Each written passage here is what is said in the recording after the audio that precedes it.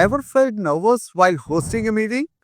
Worried about what to say, how to sound confident, or how to keep everyone engaged? Well, you're not alone. But guess what?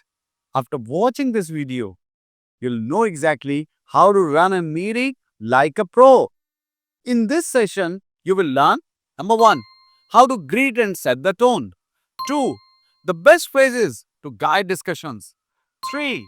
How to manage interruptions and disagreements smoothly. 4. Pro tips to sound confident and in control. And number 5. How to keep the meeting on track and avoid unnecessary delays. Number 6. The right way to summarize key points and assign action items. 7.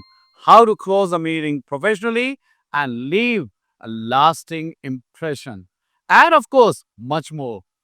Let's begin with the very first step, and that is greeting and welcoming participants. Now, the first step in any meeting is to greet and welcome attendees. This sets a positive tone and makes participants feel comfortable. For example, you can say, "Hello, everyone, and welcome." Or you can say, "Good morning, and thank you all for joining us today." If your meeting consists of fewer than 10 people, ensure that everyone is introduced. For larger groups, introductions can be brief or omitted. Now let's find the example for partial acquaintances. I know most of you, but I see some new faces. Let's do a quick round of introductions. An example for a completely new group can be, before we get started, let's go around the table and introduce ourselves. Please share your name, role, and the organization you represent. For informal settings, such as community meetings, an additional prompt can be used.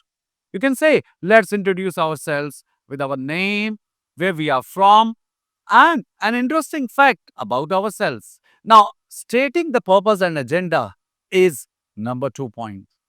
After introductions, clearly state the objective of the meeting to set expectations. For example, you can say, our goal today is to plan the social media strategy for March and April. By the end of this session, everyone will know how to use the new accounting software. If there is a preset agenda, go over it. I would like to draw your attention to the agenda. We have several key points to cover today. And suppose there is no agenda, structure the meeting informally. For example, you can say, we'll first discuss social media strategies, then move on to customer feedback, and finally, the marketing plan. Use discourse markers for smooth transitions. For example, you can say, first, we'll talk about this, then we'll move on to this, and finally, we'll discuss this. Something like this. Now, point number 3 is establishing ground rules to ensure a smooth meeting.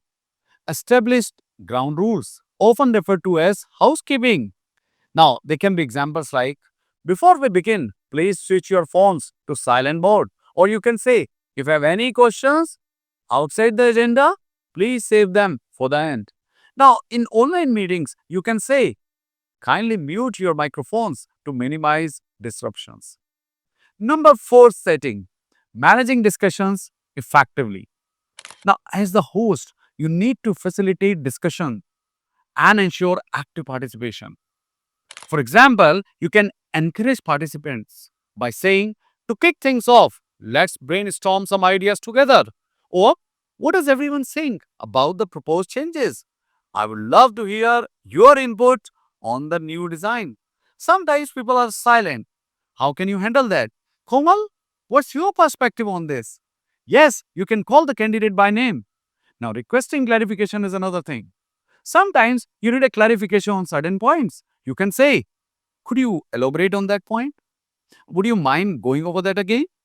So, if I understand correctly, you are suggesting a revised deadline? Something like this. Number 5, keeping the meeting on track. Now, time management is crucial. Avoid off-topic discussions and ensure the meeting stays within the scheduled duration.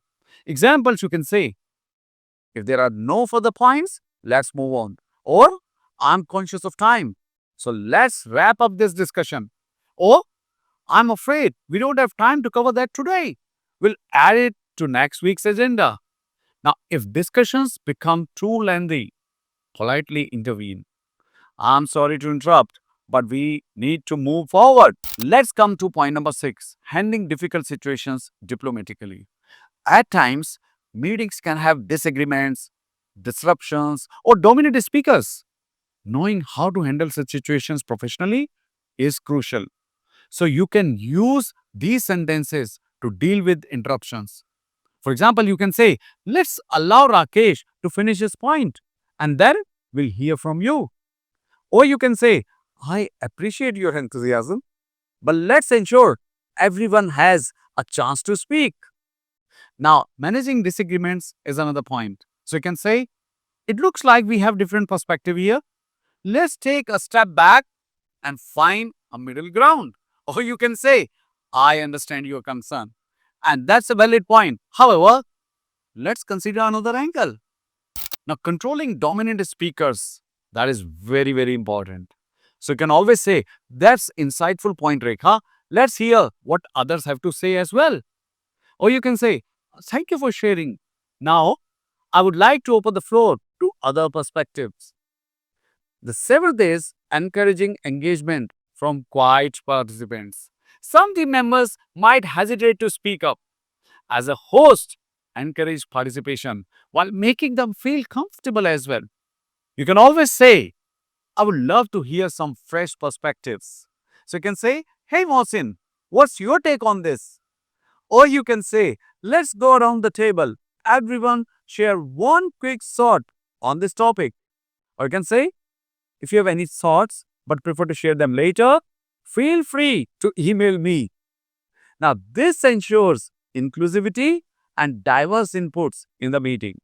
And number 8 is using visual aids and technology efficiently. That's very, very important because visuals can enhance engagement and comprehension. Use slides or charts or collaborative tools wisely. And you can always use sentences while using them. For example, you can say, to illustrate this point, let me quickly share my screen. Or you can say, here is a chart that summarizes our sales growth over the past quarter. Or you can say, let's use the whiteboard to jot down the important points. Online meeting tools are also very important. You can use breakout rooms for group discussions. Utilize polls to gather quick opinions. You can share documents via Google Drive or other collaboration tools. Number 9, encouraging follow-ups and feedback. Very important. After the meeting, ensure clear next steps and gather feedback to improve future meetings. So you can say, I'll send out a summary email with key takeaways and action items. Or you can say, please drop your feedback on today's session in the chat or via email. Or you can always say, is there anything we can improve for our next meeting? Now, feedback ensures continuous improvement and more productive discussions in the future. And this is our last point, summarizing key points and assignment tasks. Before concluding, summarize key takeaways to ensure clarity. You can always say, let me quickly summarize our discussion. We have agreed that Aman will draft the report and Priya will review the customer feedback. Last but far from the least, closing the meeting professionally. End the meeting with appreciation and future scheduling. You can always speak good sentences like, thank you all for your time and participation. Or you can say, our next meeting is scheduled for Tuesday. I look forward to seeing you all there. Or you can say, have a great day, everyone. Remember one thing, body language and your tone is very, very important because your non-verbal communication matters as much as your words. Ensure a professional and engaging presence. So, here are the 5 pro tips that you should follow while hosting a meeting. Number 1, maintain eye contact to show attentiveness. Use hand gestures to emphasize key points. Keep an open posture. Avoid crossing arms like this. Modulate your tone to keep engagement high. Avoid speaking too fast or too slowly. Maintain a natural flow. And there you have it. With these simple but powerful techniques, you can now host meetings confidently and professionally. Now, tell me in the comments, what's the one thing you struggle with the most in meetings? I would love to help you out. And if you found this video helpful, hit that like button, share it with your colleagues, and don't forget to subscribe for more tips on professional communications. Thanks for watching.